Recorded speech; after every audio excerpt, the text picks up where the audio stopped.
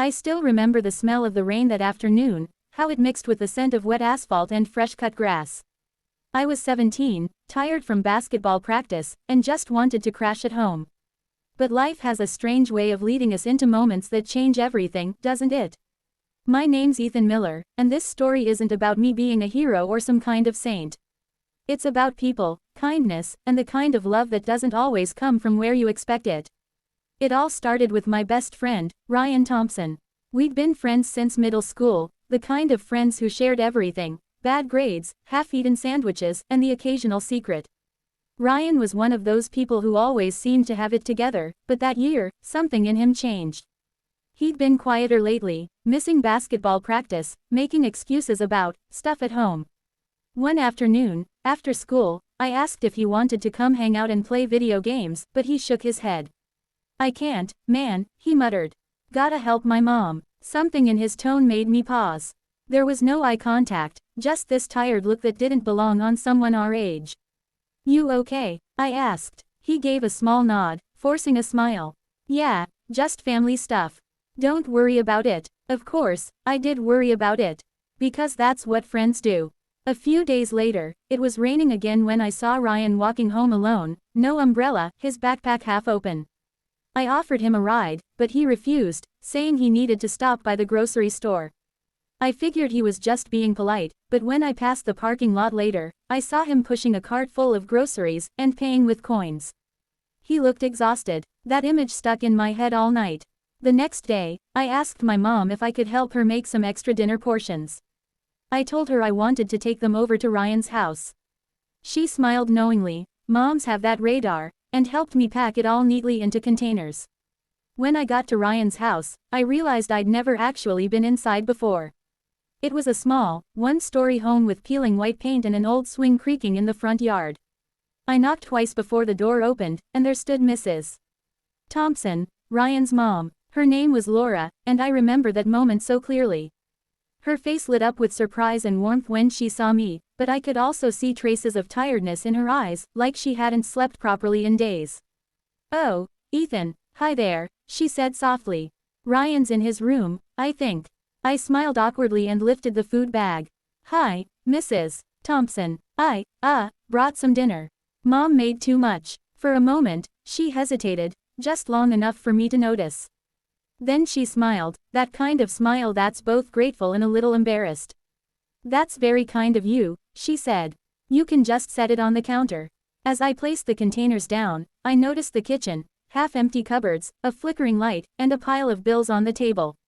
Ryan wasn't exaggerating about the family stuff. Ryan came out of his room then, surprised to see me. "Dude, what are you doing here?" I grinned. "Delivering food. My mom's orders. You know how she gets when she cooks too much." He chuckled, and I could see his shoulders relax. That dinner turned into a small tradition. Once or twice a week, I'd bring something over, sometimes leftovers, sometimes baked cookies. At first, Mrs. Thompson tried to refuse, saying, "You don't need to do this, honey." But after a while, she stopped arguing. She just smiled that tired smile and said, "Tell your mom thank you." Weeks passed, and I started noticing more. The car in their driveway never moved. Sometimes, when I came by, I'd find Mrs.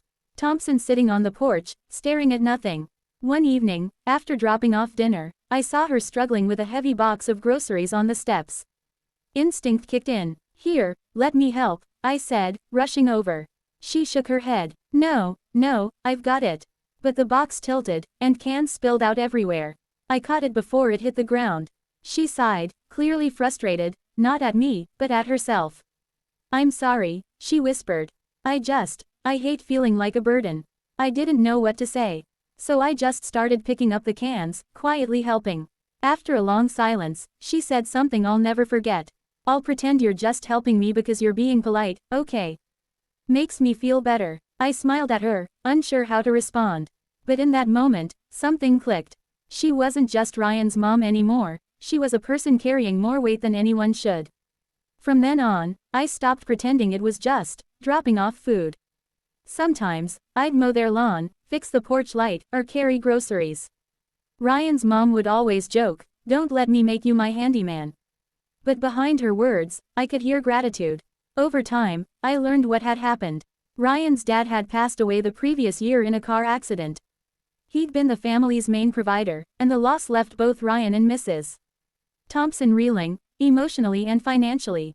She'd been juggling 2 part-time jobs just to keep the house running. Ryan had been trying to help, skipping practices to pick up odd jobs. I remember sitting on their porch one night when she came out with 2 mugs of cocoa. She sat beside me and said, "You know, sometimes it feels like life just keeps taking.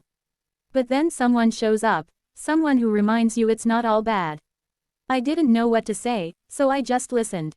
That's what she needed most, someone to listen. Over the next months, things began to shift. Ryan started smiling again. His grades improved. Mrs. Thompson seemed lighter somehow, even though nothing had changed financially. Maybe it was just hope finding its way back into the house.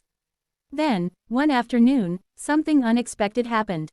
My mom invited Mrs. Thompson and Ryan over for dinner. It was awkward at first, small talk, nervous laughter, but halfway through the meal, my mom said, "Laura, I know things have been hard. You don't have to face it alone."